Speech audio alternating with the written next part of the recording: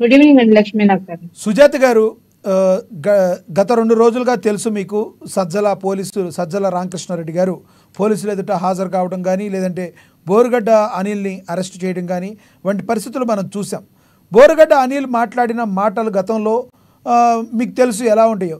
ఈ రోజున బోరుగడ్డ అనిల్ మరి మనకి ఒక సమాచారం అయితే తెలుస్తుంది, తాను అప్రూవర్గా మారుతానని గతంలో వైసీపీ నేతలు చెప్తే నేను ఆ రకంగా చేశానని చెప్తున్న మాటలను మనం ఏ కోణంలో చూడాలి? సార్, ముందుగా మీకు అలాగే ప్యానెల్ లో ఉన్న ఇతర సభ్యులకి, అమ్మా టీవీ వీక్షకులకు అందరికీ శుభ సాయంత్రం అండి. గుడ్ ఈవినింగ్ అండి. మనం బోరుగడ్డ అనిల్ విషయం తీసుకుంటే కనుక గతంలో కళ్ళు నెత్తికెక్కి అనుకోవచ్చు, లేదంటే అహంకార పూరితంగా తను అధికార పార్టీ అండమున్నదనే ఒక ధైర్యంతో, భరోసాతోటి ఇష్టం వచ్చినట్టు, అంటే సభ్య సమాజం కూడా తలదించుకునే విధంగా నోటికొచ్చినట్టు ప్రతిపక్ష నాయకుల్ని, వారి ఇంట్లో ఉన్న ఆడవాళ్ళని, చిన్నపిల్లలను కూడా దూషించడం జరిగింది సార్.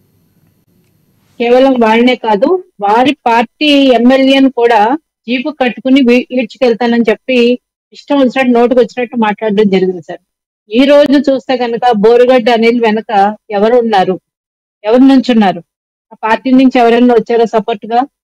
ఈ రోజు ఎప్పుడు బయటికి రాని అతని భార్య వచ్చింది, నా భర్తని అక్రమంగా అరెస్ట్ చేశారనో, చెప్పకుండా అరెస్ట్ చేశారనో, నోటీసులు ఇవ్వలేదనో భార్య వచ్చి అతని కోసం ప్రాధాయపడుతుంది మీడియా ముందు.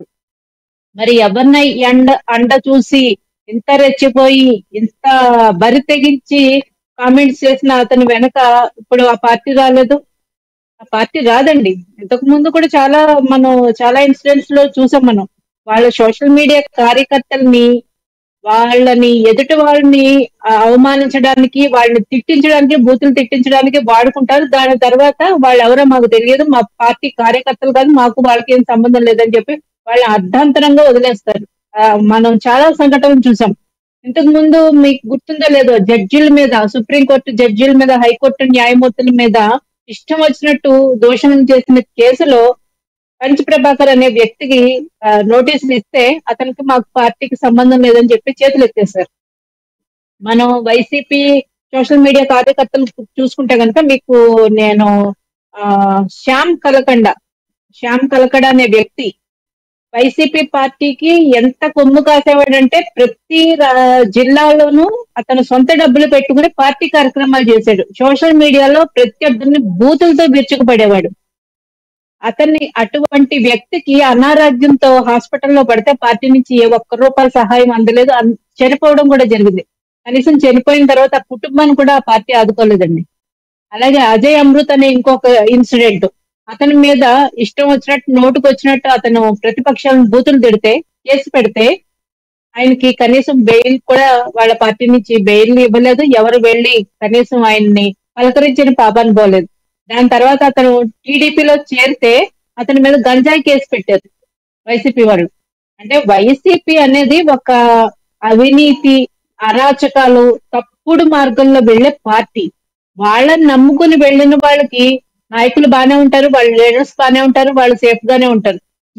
మిగిలిపోయేది అర్ధంతరంగా ఎటు కాకుండా లైఫ్ స్పాయిల్ చేసుకునేది ఆ కార్యకర్తలే అండి. ఒక మంచి చేసే నాయకుడు వెనుక, ఒక నిజాయితీగా ఉండే నాయకుడు వెనుక మీరు నడిస్తే మీకు లాభం రాకపోయినా నష్టం అయితే రాదు. ప్రజల్లో చులకనైపోరు, మీ జీవితాలు నాశనం అయిపోవు. ఇప్పుడు మీరు ఎవరు అండో చూసుకుని ఇష్టం వచ్చినట్టు రెచ్చిపోతే ఈ రోజు చట్టాలు ఉన్నాయి, న్యాయస్థానాలు ఉన్నాయి. ఆ ప్రభుత్వాలు ఎప్పుడు ఒకటే ఉండవు, 5 సంవత్సరాల కోటి మారిపోతుంటాయి. ఇప్పుడు మీ పరిస్థితి ఏంటి?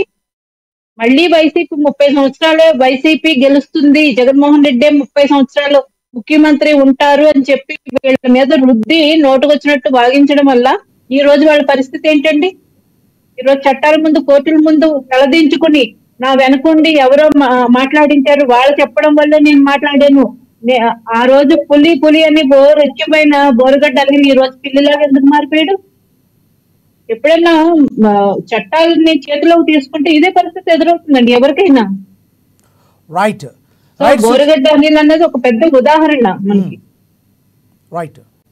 రైట్ సుజాత గారు, మళ్ళీ వస్తాం మీ దగ్గరికి. మనతోటి వైసీపీ నేత మధుకర్ గారు ఉన్నారు, ఆయనతో మాట్లాడదాం. మధుకర్ గారు, గుడ్ ఈవినింగ్ అండి. Sir, very good evening sir. Madhukar